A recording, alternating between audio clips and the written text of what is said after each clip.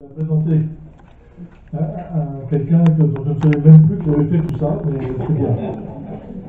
J'ai la mémoire qui flanche un peu, hein, ça c'est avec l'âge. Alors, donc ce soir je dois vous parler de violence et religion, un sujet évidemment qui est malgré tout, qui est hélas constamment à l'ordre du jour. Pour beaucoup de nos contemporains, et pas nécessairement les croyants de toutes les confessions et religions qui ne le ressentent pas ainsi, mais pour beaucoup de nos contemporains extérieurs aux religions, l'image de ces dernières est associée à la violence. Quand on y réfléchit, c'est tout de même très dommage que l'image, une des grandes images dominantes des religions pour nos contemporains soit celle-là. Si les religions n'existaient pas, disent-ils, le monde se porterait mieux. Il serait plus pacifié. Voilà, on pourrait presque dire, on vivrait des temps meilleurs. Alors les violences des religions sont multiples. Les plus importantes, évidemment, par leur nombre et leur atrocité, ce sont les attentats terroristes. Très largement dus depuis une quarantaine d'années à des musulmans radicalisés, qualifiés d'islamistes, et non pas de musulmans. Au-delà du terrorisme, au-delà de ce terrorisme, les religions sont aussi souvent partie prenante d'une manière ou d'une autre, active ou passive, disons, de conflits politiques qui existent constamment ou qui surgissent de nouveau. Tantôt elles sont à l'origine directe de ces violences, de ces conflits, par exemple des conflits nationalistes ou ethniques, donc qui opposent des groupes, on pourrait dire des groupes, je ne sais pas comment dire, non pas raciaux, mais des groupes d'origine différente. Donc tantôt elles sont à l'origine de ces violences, c'est-à-dire qu'elles recouvrent en fait de vieilles divisions religieuses, parfois oubliées de tous, mais non des acteurs eux-mêmes. Par exemple, je ne sais pas si vous vous souvenez, alors c'était il y a 25 ans je crois, un peu plus, du conflit entre la Serbie et le Kosovo. On rappelait des batailles qui avaient eu lieu au XIIIe siècle, au XIVe siècle. C'est absolument incroyable. Je pense que dans beaucoup de conflits nationaux, guerres civiles, on rappelle comme ça des événements tristes d'origine religieuse. Alors, l'identité religieuse est toujours susceptible de se substituer à des identités politiques qui ont disparu ou qui sont ébranlées. En particulier pour restituer un passé mythique qui non seulement a disparu, mais dont tous les historiens sérieux doutent qu'il ait jamais existé. Prenez par exemple le Daesh, ou l'État islamique en Irak, Syrie, qui s'est créé, disons, autour de 2013 ou 2012, par là, dont on a appris l'existence. Il s'appuie sur une époque de califat qui aurait succédé au temps post-prophète, post-prophétique si on veut, mais dont aucun historien sérieux de l'islam ne peut attester l'existence. C'est un pur mythe, ce califat, qui aurait été une sorte d'âge d'or disparu aux origines de l'islam. Mais il est littéralement inventé, et évidemment il mobilise directement des guerriers de Dieu et des martyrs. Il justifie le djihad islamique, la guerre sainte, au nom d'Allah. Et donc, disons, vous voyez, c'est des guerres religieuses justifiées de façon mythique, qui n'ont vraiment aucune existence historique réelle, aucun processus historique réel derrière elles. Alors, quand les religions ne sont pas mêlées aux conflits politiques et participent aux efforts de paix, ce qui est quand même assez fréquent, Dieu merci aujourd'hui, eh bien on se plaît à rappeler leur passé de violence. Alors là, c'est vrai en particulier du christianisme aujourd'hui. On rappelle, c'est un auteur qui a employé cette expression, un auteur assez connu d'ailleurs, la traînée de sang particulièrement large dans l'histoire du christianisme, la traînée de sang dans l'histoire du christianisme. Ce sont des paroles dures, mais qu'on peut lire. Et l'auteur, en plus, n'est pas du tout connu pour être nécessairement un anticlérical. Alors on égrène, vous le savez bien, la liste fatale qui concerne le christianisme, les croisades, l'Inquisition, la persécution des juifs et des hérétiques au Moyen-Âge, les guerres de religion au XVIe siècle, le brûlement des sorcières du XVe au XVIIe siècle, et même encore dans certains lieux au XVIIIe, plus récemment le soutien à des guerres nationalistes. Par exemple, on rappelle encore aujourd'hui à quel point les deux épiscopats français et allemands se sont engagés en 1914 de chaque côté du conflit. Il y a des textes absolument impressionnants ou incroyables aujourd'hui d'épiscopats qui ont soutenu donc leur pays dans cette guerre, dans la grande guerre des nations européennes. Et certains du reste voient, disons, le creuset ou la généalogie de toutes les violences religieuses dans l'Europe médiévale, l'Europe du Moyen-Âge, donc l'Europe du début du deuxième millénaire jusqu'au XVIIIe siècle. Voilà, à titre de rappel, hein, je vais y revenir peut-être autrement tout à l'heure.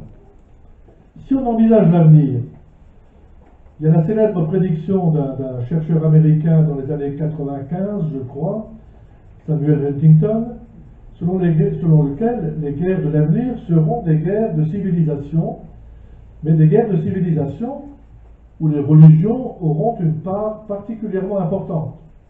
C'est une prévision pour l'avenir. Alors cette thèse a été souvent critiquée en disant mais non, M. Huntington, les religions sont condamnées à disparaître progressivement, à devenir beaucoup moins importantes, à régresser. Finalement, 25 ans après, on n'est pas tout à fait sûr qu'il n'ait pas eu une part de raison importante. C'est-à-dire que les religions sont un facteur de civilisation et de culture important, encore aujourd'hui, et qui peuvent jouer dans le sens le pire, c'est-à-dire dans le sens de guerre religieuse, sous prétexte de guerre culturelle, de guerre enfin, pour tous les prétextes, alors qu'il s'agit éventuellement de conquête. D'ailleurs, je ne sais pas si vous avez suivi un petit peu, même dans l'invasion de l'Ukraine par la Russie, il semblerait que Poutine ait des inspirateurs religieux, hein, qui réinventent eux aussi une Russie qui n'a jamais existé, enfin, dont les chercheurs ignorent tout. En particulier, donc, sur les thèses d'un certain M. Dugin, dont la fille avait été assassinée dans un attentat terroriste fin août.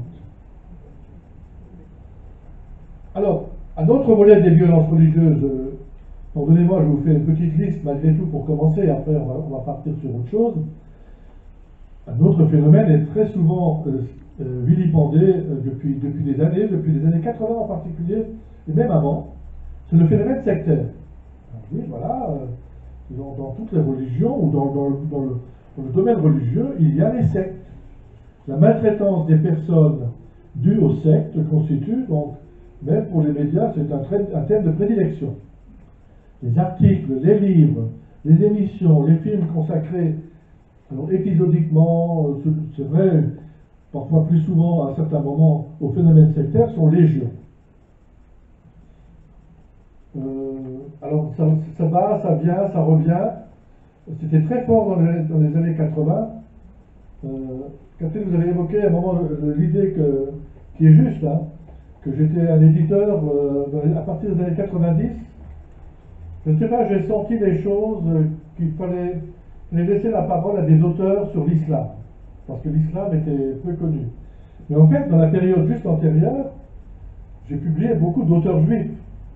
Hein, donc, vous voyez, l'actualité religieuse, culturelle aussi sous-jacente, alors c'est aux éditeurs à la sentir ou à la ressentir. J'avais un collègue au seuil qui, lui, publiait les bouddhistes. Pour une raison simple, moi-même, j'ai beaucoup d'amitié pour le bouddhisme et pour des bouddhistes amis d'ailleurs, mais bon, le bouddhisme en soi, je reconnais que je suis trop monothéiste et trop chrétien pour m'intéresser profondément au bouddhisme, qui est une religion évidemment tout à fait passionnante et très importante. Mais voilà, c'est pour dire, voilà, il y a des périodes. Et d'ailleurs ensuite, dans les années 2000, évidemment, après 2001, le 13 septembre, donc il y a eu une grande période islamique, hein, de livres sur l'islam, pour faire connaître l'islam, toutes les facettes, etc. Et dans les années 2010, on serait plutôt revenu au christianisme, dans l'édition religieuse. Alors peut-être vous, en tant que fréquentant les librairies ou regardant un peu l'actualité, vous ne le voyez pas, mais ça je peux vous le dire en tant qu'éditeur. Alors, donc il y a eu les périodes sectaires, mais là j'ai vu, après le Covid, Mme Marlène Schiappa s'est fait un plaisir de faire savoir assez récemment que les phénomènes de nature sectaire avaient fortement augmenté pendant les confinements, hein, ou pendant les deux tristes années que nous venons de vivre. Soi-disant que toutes sortes de gourous auraient présenté leurs services à toutes sortes de clients ou de patients potentiels pour les tirer d'affaire. Enfin bon, je passe. Et c'est pour dire, voilà, là encore, ça revient. Il y a des phénomènes, disons, la religion est aussi un phénomène médiatique, et je vais y venir d'ailleurs très rapidement. Alors, toutes ces violences, bien entendu, on ne peut pas les minorer, mais je dois aussi parler d'une autre forme de violence qui est apparue relativement récemment, disons depuis les années 2000. Là, je voudrais parler des violences religieuses contre des non-croyants et des croyants. Hein. Il y a des guerres de religion, mais il y a aussi des violences contre les croyants, ou contre les non-croyants de la part des croyants et des religions. Il y a toutes sortes de violences internes à chaque religion et à chaque confession. Il y a des violences visibles, mais aussi des violences invisibles, et là, hélas, il faut bien parler, je vais en dire un mot tout à l'heure, des abus sexuels et spirituels, dont il est beaucoup question, en ce moment encore, après le rapport terrible de la SIAZ, la commission indépendante sur les abus sexuels, présidée par M. Jean-Marc Sauvé. Donc, il n'est absolument pas question de nier la violence, ou de les minorer. Elles existent. Alors simplement, je suis sociologue et je dois malgré tout analyser ces phénomènes comme des phénomènes sociaux. Cette violence est nécessairement interprétée par chacun d'entre nous, par le journal local que vous lisez tous les jours, éventuellement, ou les journaux nationaux, et bien entendu aussi par les médias audiovisuels. Et puis aussi, bien entendu, ces violences font partie du travail des chercheurs, pour essayer de comprendre leur sens, de comprendre le pourquoi de leur existence, et éventuellement où on va. Donc c'est un peu ça que je voudrais faire maintenant, dans un second temps, dire le problème de l'information sur la violence religieuse. Au fond, comment est-ce qu'on connaît aujourd'hui la violence religieuse? Eh bien, comme la violence en général, la violence dans les rues, sur la route, ou la violence internationale entre les guerres, on la connaît surtout à travers les images et les récits de l'information médiatique, de l'information dans les médias. Et évidemment, par excellence, à travers les images télévisuelles ou les commentaires télévisuels. C'est-à-dire, les médias parlent de la violence quand elle fait événement, ou parce qu'elle constitue un sujet intéressant. Autrement dit, la prime médiatique va logiquement aux actes de terrorisme violent commis par des islamistes, surtout, comme je l'ai dit, éventuellement aussi par d'autres radicaux religieux, chrétiens, juifs, bouddhistes, hindouistes, que sais-je encore. Donc, l'intérêt des médias va à des conflits où l'ethnique, le nationaliste, et disons l'identitaire religieux se mêlent souvent inextricablement. Alors, il n'y a rien de scandaleux à tout ça. Hein, que ce soit les médias qui répercutent ainsi dans leurs images et leurs discours la violence. Heureusement que ces médias sont là, d'ailleurs, je parle des médias profanes, parce que ils informent sur les violences dans les religions et dans les églises, dont les médias internes, c'est-à-dire en particulier les médias qui dépendent des confessions religieuses, des églises, etc., s'abstiennent de parler. Hein, parce que, je veux dire, il y a un silence religieux autour du mal qui se fait à l'intérieur ou qui se commet à l'intérieur. Donc, bon, il faut le dire, les médias, comme dans tous les pays libres, ils constituent l'opinion publique nécessaire pour entendre la violence. Mais, parce qu'il y a un mais, il y a malgré tout des limites dans cette information. Les médias, comme on le sait, ne parlent pas des trains qui arrivent à l'heure. Eh bien, c'est pareil pour l'information sur les religions. Les médias publics, les médias qui nous intéressent, que nous regardons tous les jours, que nous lisons, montrent beaucoup plus volontiers ce qui ne va pas. Les scandales et les mauvais côtés, les violences, et non pas les jours ordinaires. Le travail des jours ordinaires chez les croyants religieux. Les croyants qui prient, qui travaillent dans le monde extérieur ou pour leur religion, etc., qui travaillent pour la justice. Donc, autrement dit, toute une vie religieuse est quasiment ignorée par les grands médias, sauf quelques émissions de ci, de là, qui semblent présenter éventuellement un sujet intéressant pour le grand public. Ce qui fait que, vous comprenez bien que cela conforte la vision assez négative des religions par laquelle j'ai commencé. C'est-à-dire les débats sérieux au sein des églises intéressent très peu ou pas du tout les médias profanes. Je me souviens, il y a déjà, au début des années 90, je faisais partie des informateurs religieux à titre d'éditeur.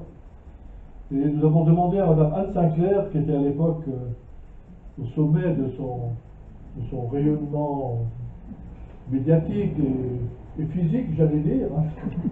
Nous l'avons invitée et Anne Sinclair nous a dit, mais écoutez, mesdames et messieurs, je vais vous le dire tout de suite et très clairement, moi, la cuisine religieuse interne, ça ne m'intéresse pas du tout. Et je considère que ce n'est pas à moi d'en parler. C'est à vous d'en parler. C'est à vous de faire savoir qui vous êtes. Mais moi, j'ai d'autres, comme présentatrice de journal télévisé, j'ai d'autres intérêts à faire valoir. C'est exactement, au fond, disons, le résultat d'une société très sécularisée. Donc ce qui fait la vie des religions, les débats sérieux qui les agitent, les questions qu'on y pose sont mal connues, voire totalement inconnues. N'oubliez pas, c'est une chose que je dis souvent, mais je crois que plusieurs d'entre vous qui font de la théologie ou des sciences religieuses le savent aussi, pour beaucoup de nos contemporains, la religion, et entre autres la religion chrétienne, la religion catholique, française, elle n'est plus connue que par la télévision.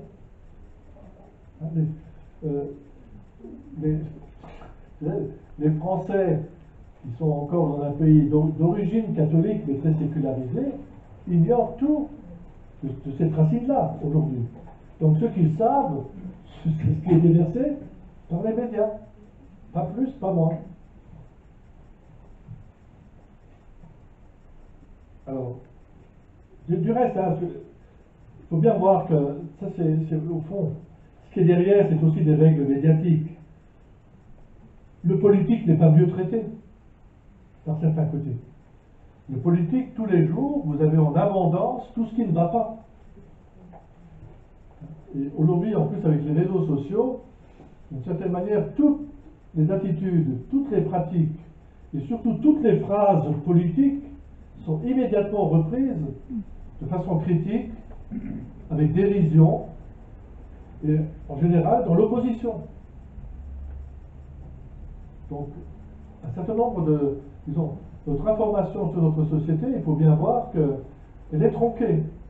Encore une fois, je dis, l'important c'est peut-être de savoir qu'elle est tronquée, c'est un peu ça. Mais beaucoup ne se rendent pas compte qu'en fait, ils prennent pour argent comptant absolument tout ce qu'ils lisent et entendent et reçoivent sur Internet, sur les réseaux sociaux, ou le soir au journal télévisé.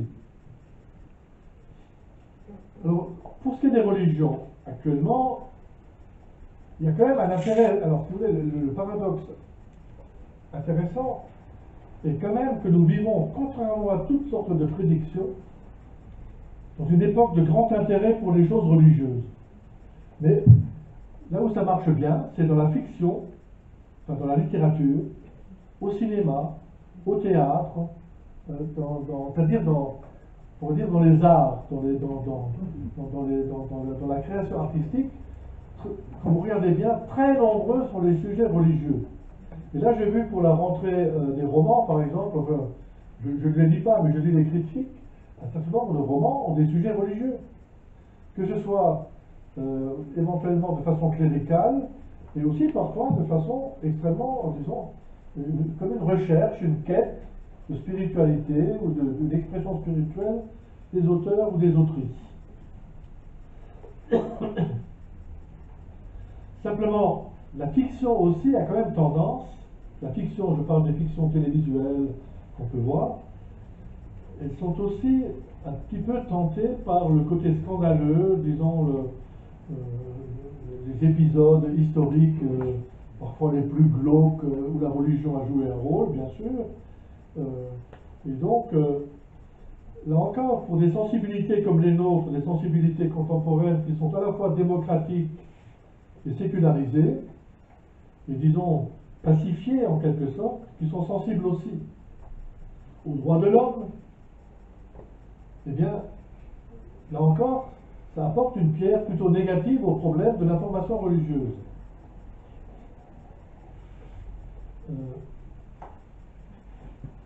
Mais, comment dire, nous ne nous rendons pas compte, au fond, beaucoup d'entre nous, que ce que nous appelons les droits de l'homme et les droits tout court des personnes, mais c'est quelque chose de relativement récent. Il fut un temps où les droits n'étaient pas du tout considérés, n'existaient pas. On dépendait du prince. Et personne n'avait de droits.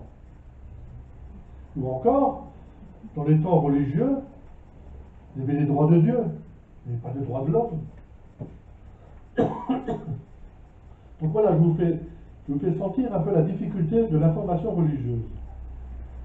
Il y manque vraiment une capacité d'interprétation des phénomènes religieux et de la violence religieuse en situation historique, c'est-à-dire dans leur, comme on dit, dans leur historicité.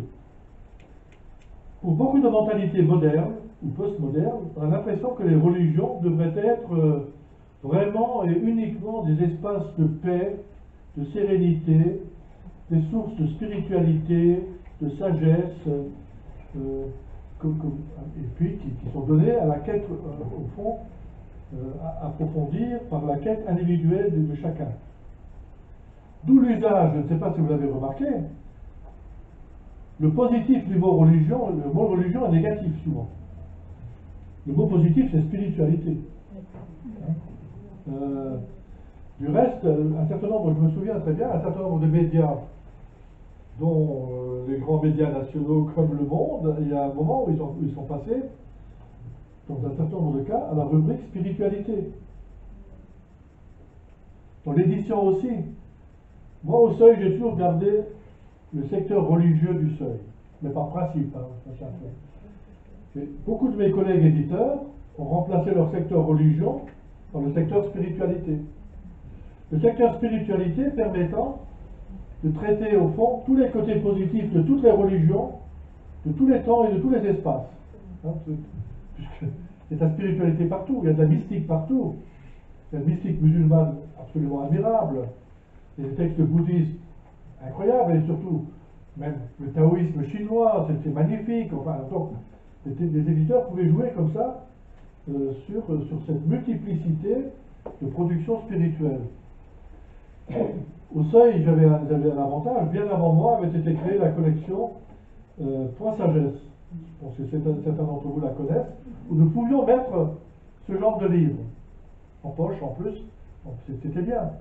Mais donc d'autres éditeurs n'avaient pas cette chance-là, donc ils sont passés de la religion ou des religions à la spiritualité. Ajoutez encore à tout ce petit tableau, je ne sais pas, j'espère ne pas être trop long, le mot communauté. Tout à coup, le mot communauté a été carrément, enfin, a été pratiquement assimilé à du communautarisme. Hein. Et le mot communauté lui-même est devenu un mot négatif, c'est-à-dire, on a totalement oublié que dans la communauté, il y avait peut-être malgré tout l'idée de fraternité, de lien de proximité, de lien d'affection, au meilleur sens du mot, mais absolument pas de communautarisme violent.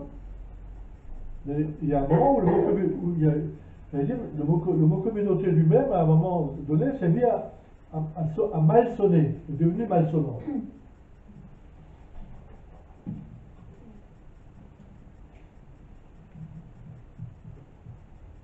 Donc, voilà, je voulais juste insister sur ça. Disons, il y a un discours sévère dans les médias sur la violence religieuse, dans la presse écrite, dans les médias audiovisuels.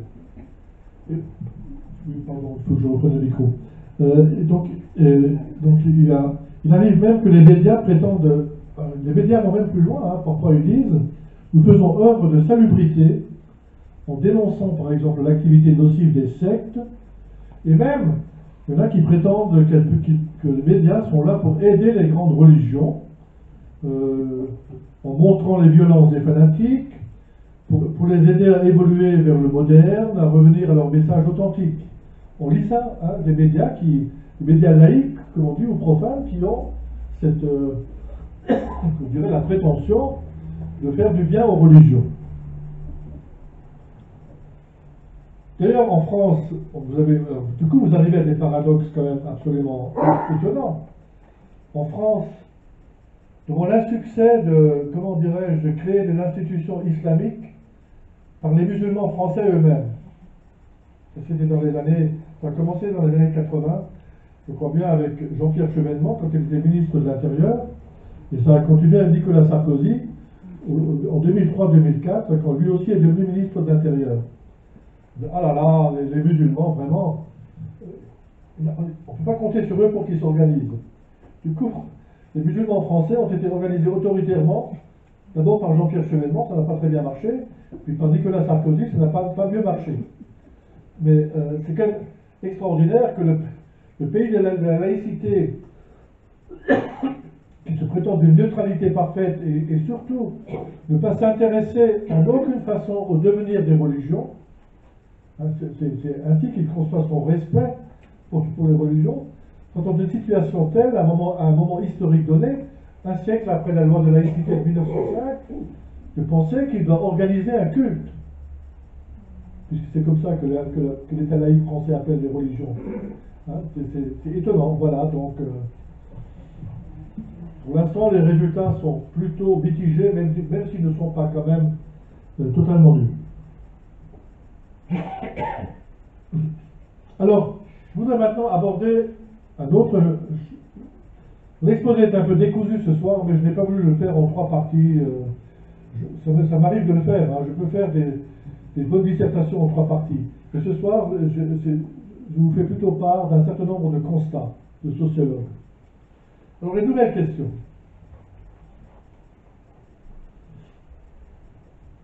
Donc, je l'ai dit, nul ne peut nier l'existence concrète des violences religieuses aujourd'hui.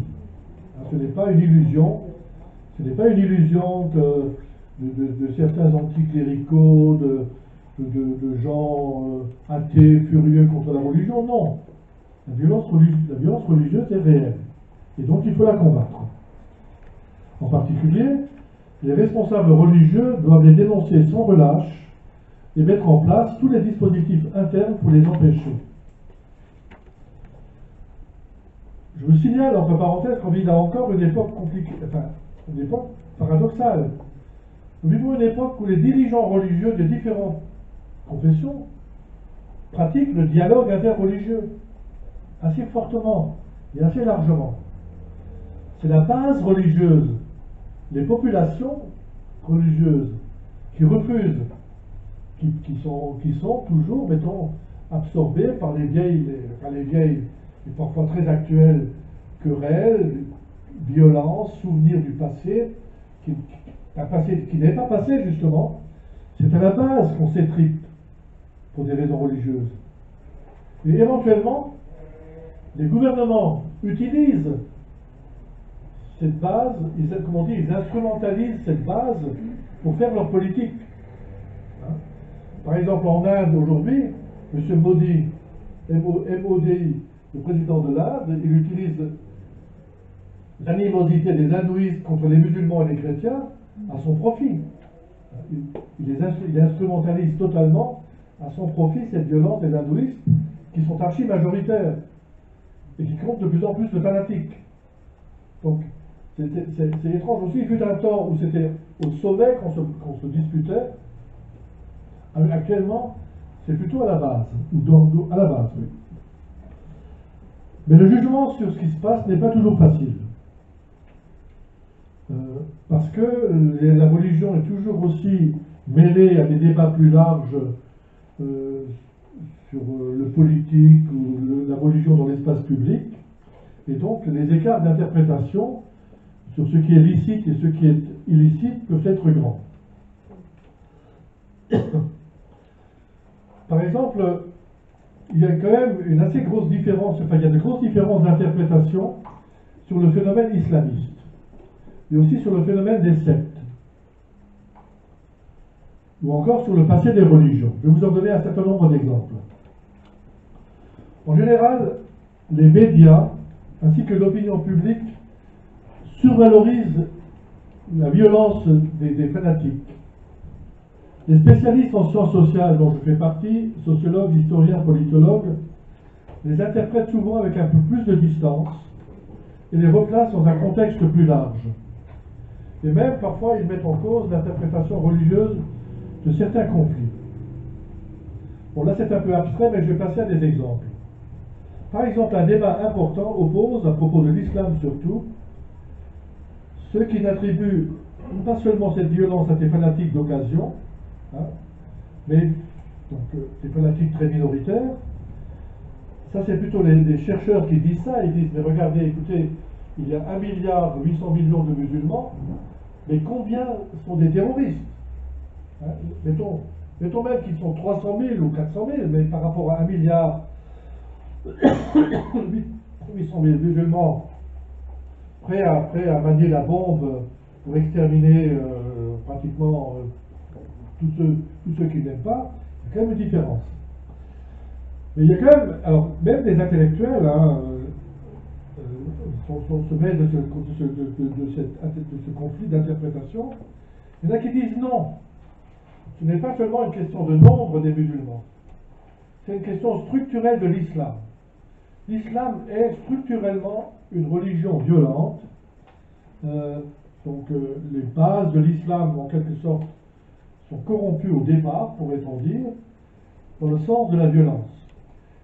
Ou aussi, regardez la difficulté pour assimiler l'islam ou intégrer les musulmans dans nos pays, ça montre bien que dans cette religion, il y a quelque chose, comment dirais-je, d'indépassable pour faire des compromis, pour s'adapter aux sociétés démocratiques européennes, entre autres. Et donc, ils considèrent que la violence est inhérente à l'islam comme tel. Donc voilà une thèse. Hein, simplement, ce qui est derrière, souvent, si vous voulez, c'est, bien sûr, il y a déjà une option politique en général très très anti-musulmane. Hein. Et évidemment, il s'ensuit des conséquences politiques, notamment au niveau de l'immigration. C'est ça qui est derrière, souvent, ces thèses-là. Alors on va dire que c'est plus généralement, politiquement, des thèses qu'on trouve dans la droite politique, mais on les trouve aussi à gauche. On les trouve chez des intellectuels qui considèrent que l'islam est une religion qui est irréconciliable avec les temps modernes, avec la modernité. Remarquez, en tant que lecteur, de beaucoup de choses, je dois dire, et en particulier, ça colle ce soir, des réseaux sociaux, vous avez des accusations semblables contre le christianisme, hein, de la part d'anticléricaux furieux, et ils disent, mais le christianisme, pardonnez-moi l'expression, c'est une religion de merde. Hein, regardez, tous ces gens-là, les intégristes, tout ce que vous voulez qu'on a encore, les évangéliques aux États-Unis, et chez Bolsonaro au Brésil, qui sont quand même des violents et qui tiennent des discours absolument effarants, ben, le christianisme n'est pas épargné. Alors, on appelle ça souvent, en termes un peu plus intellectuels, hein, la thèse essentialiste. C'est-à-dire, par essence, les religions sont incapables, ou des religions, certaines religions, sont incapables d'accéder à la modernité, au monde moderne, aux valeurs modernes, au temps moderne, aux droits de l'homme. Hein, voilà. Donc, voilà une des thèses. Je vous l'ai dit, les chercheurs ne les suivent pas en général. Du coup, les chercheurs sont souvent, les sociologues et les historiens, sont accusés disons, de trouver des excuses, vous voyez, de trouver des excuses en disant, mais non, enfin, parce que, évidemment, quand les chercheurs en nuances, on voit toutes sortes de phénomènes contradictoires, on voit souvent à quel point, en fait, toutes les réalités sont divisées, quoi, sont éclatées, sont multiples. Aujourd'hui, on est dans un monde multiplié, démultiplié, et les religions aussi. Et c'est bien éventuellement leur problème. Donc, du coup, on a souvent, en tant que sociologue, en tant qu'historien, l'hostilité des journalistes, des éditorialistes, des hommes politiques, éventuellement aussi, aujourd'hui, bien sûr, les sociologues, quand ils émettent la moindre réserve, ou un historien, quand il dit mais non, c'est peut-être pas comme ça que ça a toujours été, eh bien les victimes protestent vivement contre le fait qu'ils sont là comme un relativisme de la souffrance qu'ils ont vécue à cause des violents religieux. Moi-même, j'en ai fait un peu l'expérience, je vais donner un exemple très concret. À propos de l'assassinat de Samuel Paty, hein, le prof qui a été assassiné, décapité d'ailleurs, par un jeune tchétchène dans la région parisienne, parce il a tenté d'expliquer dans sa classe le sens des caricatures publiées par Charlie Hebdo. Bon, je ne vais pas vous raconter cette histoire, mais disons, alors moi j'ai fait avec Olivier Mongin, qui est un ancien directeur de la revue Esprit, j'ai fait une libre opinion dans Le Monde pour dire la liberté de faire des caricatures religieuses doit être absolue. Hein, c'est-à-dire on ne va pas transiger là-dessus. On a assez lutté pour avoir cette liberté de caricaturer les religions et de les caricaturer durement. Mais aujourd'hui, à l'heure des réseaux sociaux, il faut bien savoir qu'une couverture de Charlie Hebdo, le lendemain, se trouvera au fin fond du Pakistan, des pays arabes, c'est-à-dire sera présentée à des populations pour lesquelles la critique de l'image est quelque chose qui n'existe pas. Ils ont absolument, pour eux, ils reçoivent ça, dire dans la gueule de façon brutale, totale.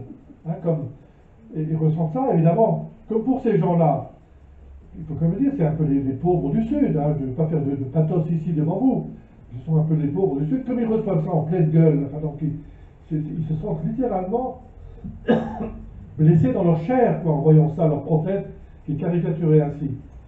Alors je dis, il y a peut-être quand même, je ne sais pas, si on disait peut-être qu'il y a quand même, quand on est des caricaturistes, on peut peut-être quand même réfléchir à ce problème.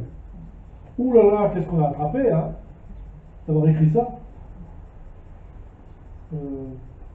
Donc nous sommes dans la région où Mme Carole Delga est présidente, n'est-ce pas? Alors on a même mis, elle a fait projeter, je crois, sur l'hôtel de ville de Toulouse, sur un hôtel de ville, je crois, à Toulouse, donc quelque chose comme ça, une des caricatures. Alors on a un peu dénoncé ça en disant, mais enfin, les responsables politiques français, il ne faut quand même pas qu'ils deviennent fous non plus, quoi. Hein. Pourquoi ils obligeraient tout le monde à regarder les caricatures sur la façade de l'hôtel de ville? On a rappelé avec Olivier Mongin je crois qu'il y a une loi qui oblige les marchands de journaux, quand ils ont des couvertures de ce genre-là, à les mettre de façon discrète. Hein, et non pas de façon ostensible pour tous les passants, pour les exciter, pour les énerver. Bon voilà, on va juste rappeler ça, mais je peux vous dire, on a pris vraiment une dégelée hein, de la part d'un certain nombre de journalistes, en disant, mais là, de quoi ils se mêlent, ces deux-là, et forcément, quoi, c'est des cathos, enfin, voilà, on s'en fiche, hein. Pas d'être catho. et d'être accusé d'être catholique. Alors, voilà. Donc, de nouvelles violences religieuses, qui ont été longtemps acceptées, sont devenues aujourd'hui inacceptables. Elles sont dénoncées par les victimes, bien sûr, mais mises en avant par les médias et condamnées par l'opinion publique. C'est le cas en particulier, comme vous le savez, de la pédocriminalité de prêtres catholiques qui a commencé à éclater, disons, publiquement dans les années 90. Le premier évêque français condamné en justice étant Monseigneur Pillon, je crois, de Bayeux-Lisieux, pour n'avoir pas dénoncé un prêtre de ce diocèse, qui était un multirécidiviste, disons, d'abus sexuels sur des enfants, sur des garçons mineurs, sur des enfants de cœur. Alors, que dire là-dessus? Donc, ce sont un peu les nouvelles violences, ça fait partie des nouvelles violences, dont je voudrais parler. D'ailleurs, là aussi, si vous voulez, tout à l'heure, j'ai dit, il y a une vision essentialiste des religions, qui dit les religions comme telles, en particulier l'islam, donc, sont incapables de s'adapter au monde moderne. Et là, vous le savez, pour les églises aussi, on a dit, il y a une violence systémique, qui n'existe peut-être pas depuis toujours, pas depuis que l'évangile a été vécu ou annoncé plutôt par les disciples de ceux qui ont suivi Jésus, par les disciples qui ont suivi Jésus, mais une violence systémique, structurelle dans l'Église aussi, sur ces questions-là. Alors attention, hein, on ne va pas dire, alors ça je crois que c'est très important de le dire, on ne va pas dire que tous les prêtres catholiques sont potentiellement des pédocriminels. Ce n'est pas ça qui est systémique. Ce qui est systémique, c'est le silence qui s'est créé à un moment donné dans l'Église sur ces questions-là. Un silence qui s'est créé, alors effectivement, pourquoi? Mais si vous voulez, je ne sais pas si vous avez suivi un peu la question des abus, il se trouve que pour différentes raisons, dont la sociologie, mais aussi parce que j'étais en relation directe avec des victimes, la dénonciation n'a pas été faite à cause de la rareté des prêtres. En disant, mais attention, oui, d'accord, c'est pas très correct ce qu'il a fait, mais bon, vous n'allez quand même pas demander qu'on lui demande de renoncer. On a déjà tellement peu. Mais moyennant quoi, est-ce qu'il y avait besoin de les placer ensuite à 10 km pour qu'ils continuent exactement comme ils avaient fait avant? C'est ça le côté systématique, ce qu'on appelle le côté structurel du problème. C'est le silence qui s'est installé dans l'Église. Je continue juste d'un mot, pour expliquer le problème. Le droit là-dessus a changé assez fortement dans les années 80. Le droit. C'est-à-dire, les atteintes, en particulier aux enfants, sont devenues des crimes et des délits dans la loi. Je crois que c'est Mme Ségolène Royal qui a mis en place ce qu'on appelait à l'époque le droit des enfants, le droit des mineurs. Donc l'Église a vu passer le train sans rien voir. Et elle a continué de considérer les abus sexuels des prêtres sur des enfants mineurs, garçons ou filles, comme des fautes contre la chasteté. Vous voyez, c'est très différent.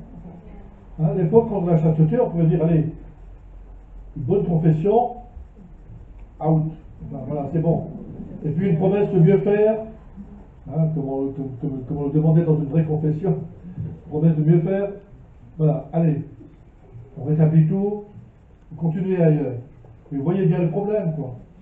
Hein, alors, effectivement, là, vous le savez peut-être, mais le livre 6 du droit canon de 1983, qui était le nouveau canon révisé, le nouveau droit canon révisé sous Jean-Paul II, n'avait pas un mot là-dessus, n'avait pas un mot, mais je vous assure, pas un mot sur les victimes. Uniquement quelques passages sur les sanctions des prêtres, et encore, c'était rédigé de telle façon que on pouvait comprendre qu'il fallait que les évêques soient plutôt, comment dirais-je, oui, non mais qu'ils pardonnent, quoi. Enfin, qu'ils passent ça à l'as, vite fait, hein, ou qu'il y ait une petite sanction, Et puis après, on rétablit.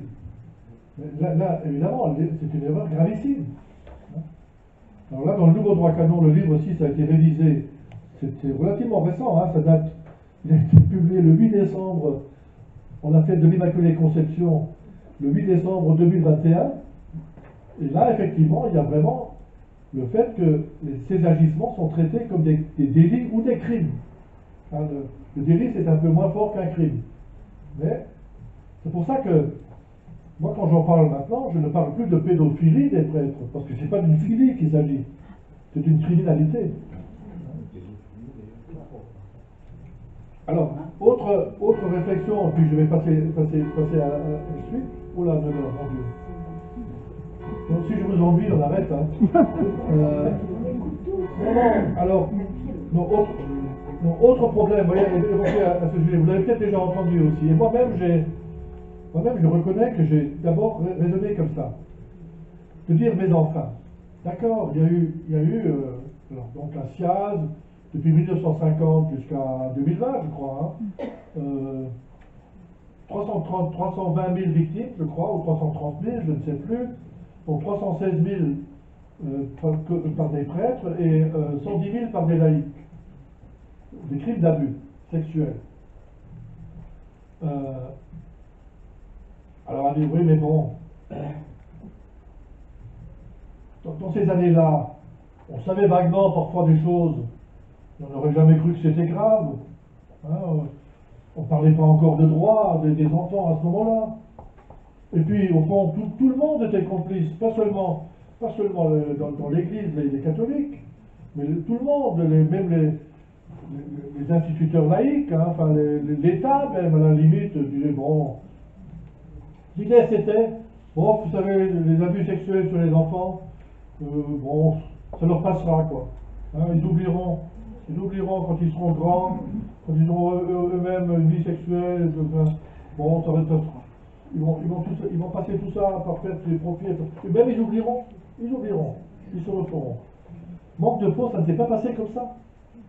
Hein, c'est pour ça que les victimes sont tellement dans la souffrance aujourd'hui pour beaucoup d'entre elles, parce qu'effectivement, elles sont dans la souffrance parce qu'elles n'ont pas oublié, elles n'ont pas pu oublier. Et certaines, vous le savez bien, ont été atteintes de façon presque définitive dans leur corps, dans leur tête, dans leur représentation de l'affection, de l'amour, enfin tout.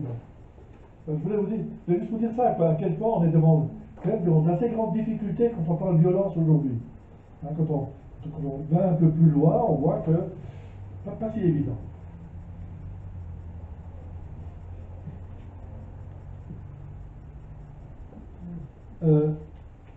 Alors, je passe sur les abus maintenant, je vais maintenant encore passer à un autre sujet.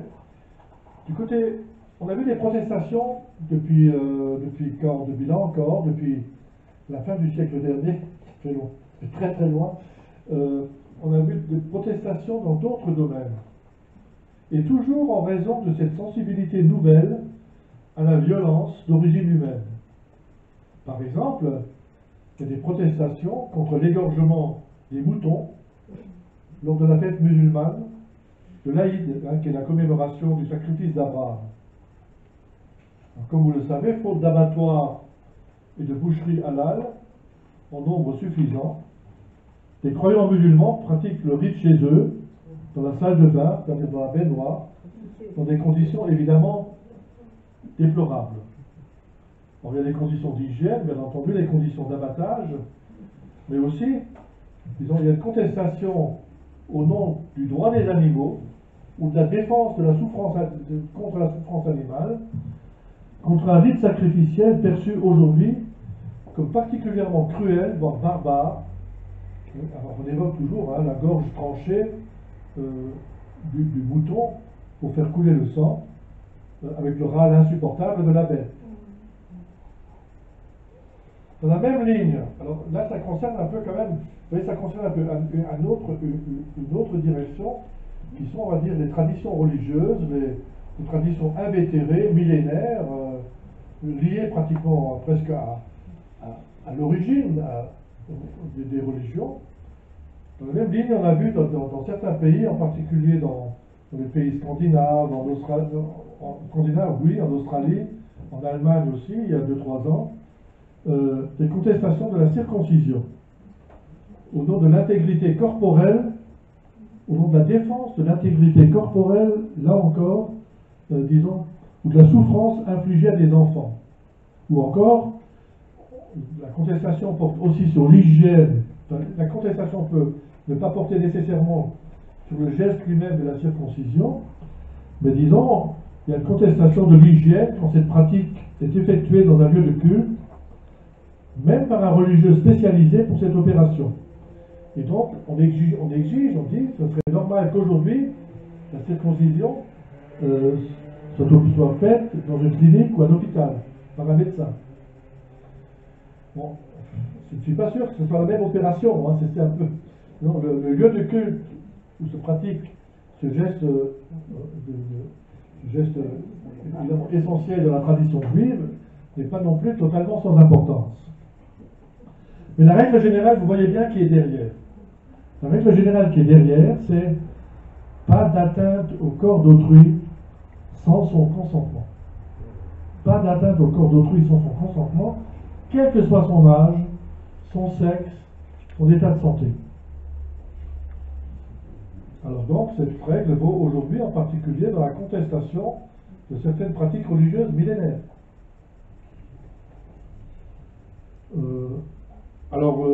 D'après ce que je sais, hein, mais il y a peut-être des personnes d'origine juive dans la salle et pourront le dire tout à l'heure, du côté des communautés juives ou éventuellement des individus juifs, cette question est discutée. Hein.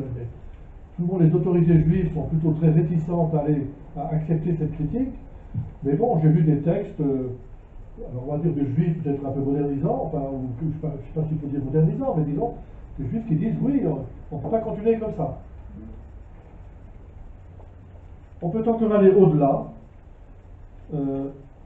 Par exemple, sans qu'il y ait de délit qualifié, l'attitude des religions en certains domaines, par exemple le statut inégal qu'elles imposent à certaines catégories de personnes, est considérée aujourd'hui, par le sens commun, et par rapport au droit, qui est marqué toujours par le droit individuel. Donc l'attitude des religions vers certaines personnes est considérée comme une violence, devenue inacceptable. Donc là, je fais allusion, bien sûr, au statut illégal et au traitement discriminatoire réservé aux femmes, dans beaucoup de religions. Le plus extrême étant atteint par l'islam, des talibans aujourd'hui, qui imposent la burqa, donc ce voilement total du corps en noir. Alors là, c'est le signal le plus récent, le plus bouleversant aussi, par certains côtés, le plus universel, de cette suggestion des femmes. Alors, bien entendu, la question est beaucoup plus nuancée dans le catholicisme, ou dans le protestantisme, ou dans le judaïsme. Mais quand même, aujourd'hui, il y a une contestation assez forte, vous le savez bien, sur cette question. Sauf erreur de ma part, le prochain synode romain devrait même aborder cette question. Bon. J'espère qu'il l'abordera.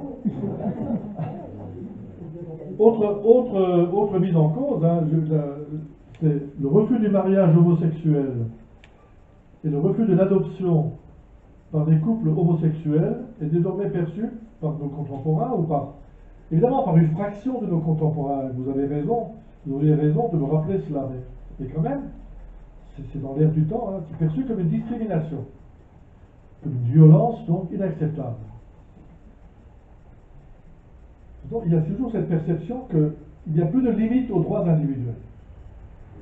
Ce qui est évidemment quelque chose qu'on peut discuter aussi. L'individualisme est un vrai problème. Les droits, comme on dit, les droits démultipliés, posent quand même un problème de société et de connexion, hein, de vie collective.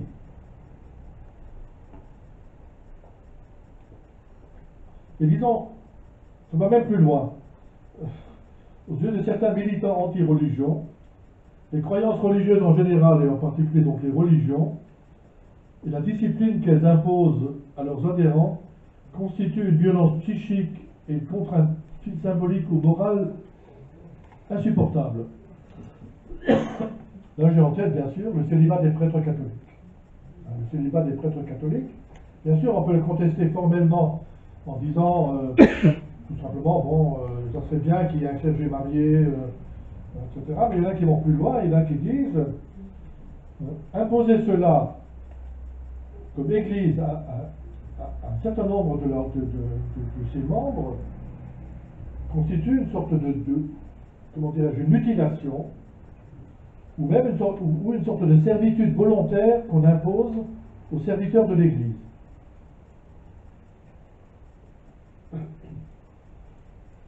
Alors, disons, je voulais rappeler simplement jusqu'où s'étend le domaine de la violence quand on le regarde de près. Alors, je voudrais quand même terminer assez vite maintenant en posant la question, est-ce qu'il y a une violence monothéiste particulière? Une violence particulière au monothéisme, donc aux trois religions qui professent un Dieu unique. Disons, pour certains, oui, parce qu'ils disent la violence religieuse vise toujours à éliminer d'autres, les autres non religieux, les croyants d'autres religions, même les croyants de sa propre confession avec lesquels on n'est pas d'accord, les incroyants, les agnostiques, etc. Autrement dit, ne pas tolérer, persécuter, éliminer le différent, tel est, disent donc cette théorie, tel est le programme par excellence de la violence religieuse monothéiste. Alors, bon, bien sûr, donc je l'ai dit, sur le banc des accusés se trouvent avant tout donc, le christianisme, le judaïsme et l'islam. Pourquoi, dit-on, mais pourquoi est-ce qu'ils sont tellement incapables de supporter l'altérité, toutes les altérités, tous les autres? Eh bien, ceux qui disent ça, c'est en particulier un chercheur allemand qui s'appelle Jan Assmann, qui a écrit plusieurs livres là-dessus, dont certains sont traduits d'ailleurs.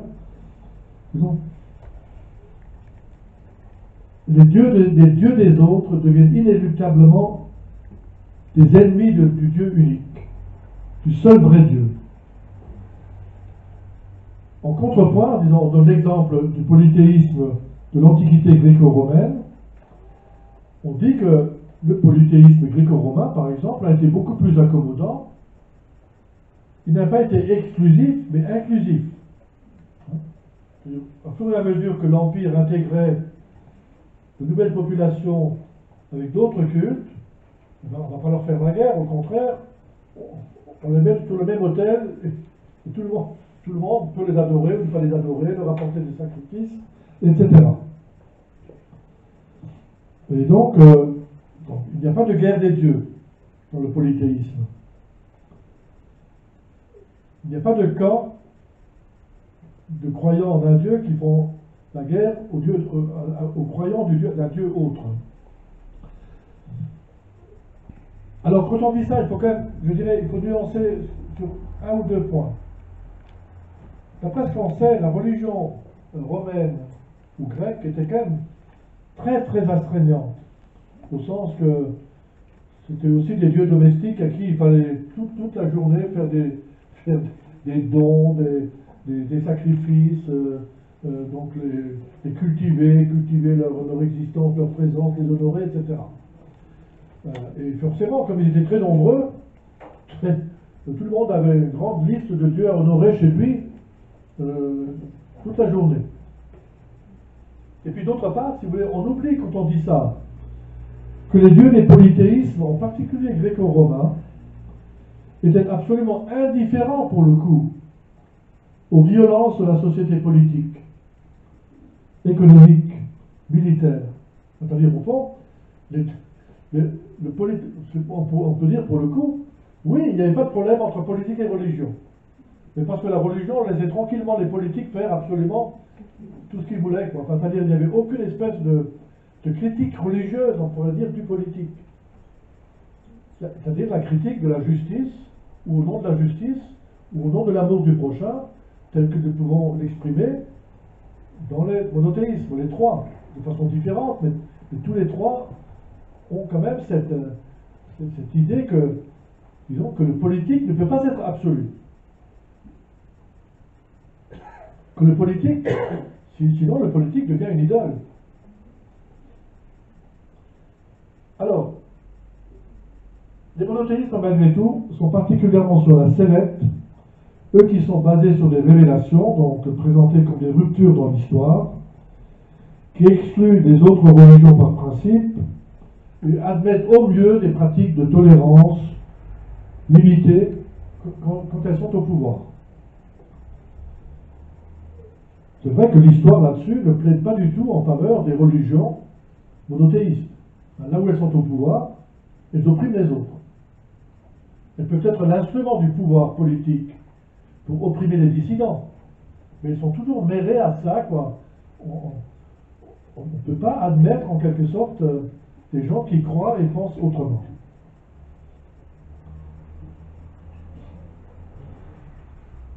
Alors cet exclusivisme est évidemment dangereux.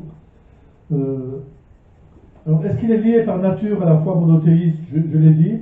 Pour certains chercheurs, oui, parce que un seul Dieu, ça signifie une seule vérité, qui n'en supporte logiquement aucune autre à ses côtés, ou en son sein, qui ne supporte pas non plus la diversité intérieure.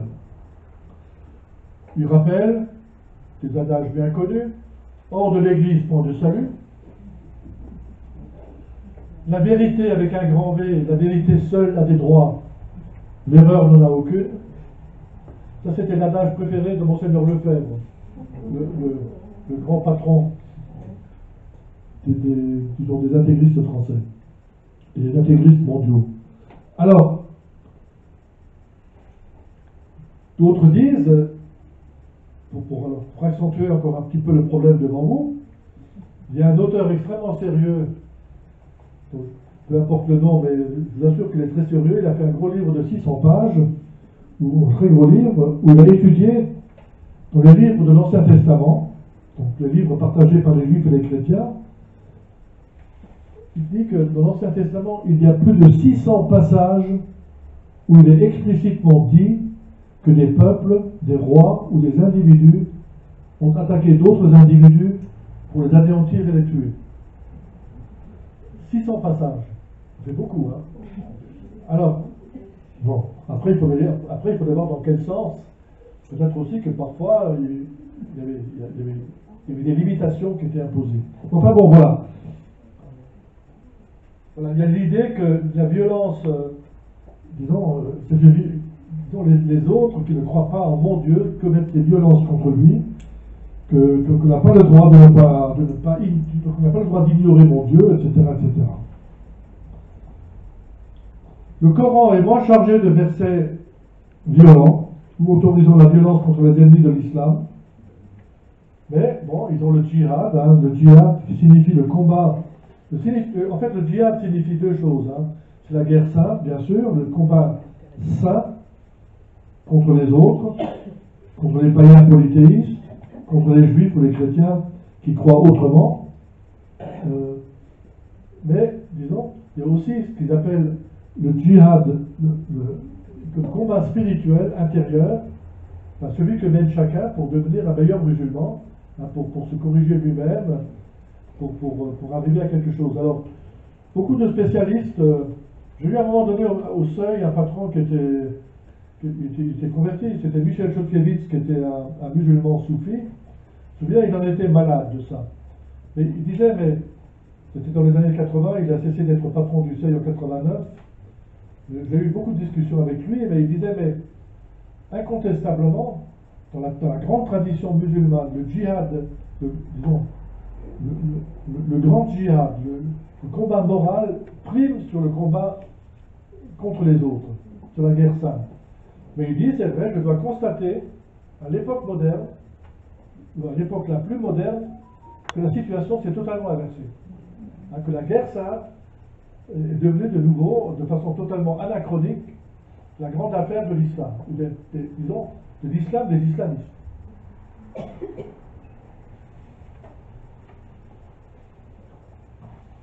je vais peut-être arrêter là, j'aurais pu dire encore, disons, comment dire, on essaie de s'en tirer par rapport à ces questions en trouvant des raisonnements qui sont valables. Hein. Par exemple, Benoît XVI avait beaucoup insisté en son temps sur ce qu'il appelait, lui, les inévitables pathologies religieuses. Il disait, les grandes religions du monde développent, quand la raison est absente. Vous vous souvenez, c'était au début de son pontificat, ça avait été un de ses combats, justement, la raison et foi. Il disait, quand la raison s'absente du côté de la foi, elle devient absolument incontrôlable. Elle peut devenir à tout moment passionnelle, violente, exterminatrice. Et donc, justifiait, disons, le fait que les deux pieds de toute grande religion devraient être une sorte d'alliance entre raison et foi, bon, qu'on peut évaluer ensuite de façon différenciée, mais il faut absolument les deux éléments. Et donc lui, il disait, oui, ben, voilà, je dois bien admettre qu'aujourd'hui, on est dans un monde de pathologie religieuse. Alors d'autres diraient ensuite, oui, mais pourquoi on est dans les pathologies religieuses? Ben oui, parce que les religions, pour des origines très anciennes, sont incapables de s'adapter au monde moderne tel qu'il est, à sa liberté, hein, à son égalité, à ses principes de droit, à sa justice. Voilà, et donc ça développe finalement des pathologies, des comportements maladifs. Un de mes auteurs musulmans était Abdelwahab Medeb. Un des premiers livres qu'il a écrit pour moi, c'est au début des années 2000, c'était après le 11 septembre 2001, la maladie de l'islam. Lui aussi, disons, avait tendance à dire, il y a de la maladie, mais il avait tendance à dire, en fait, il y aura toujours de la maladie, on n'arrivera pas à l'extirper. Parce qu'il y a un conflit frontal entre ces vieilles religions révélées, monothéistes, anciennes, qui ont énormément de choses à nous dire, mais voilà, mais elles ont en quelque sorte une écharpe dans la chair, comme dit saint Paul pour lui-même, hein, qui est qu'elles ne peuvent pas dominer le problème qu'elles ont avec les principes des temps modernes. Liberté, égalité, même fraternité. Voilà, j'arrête là.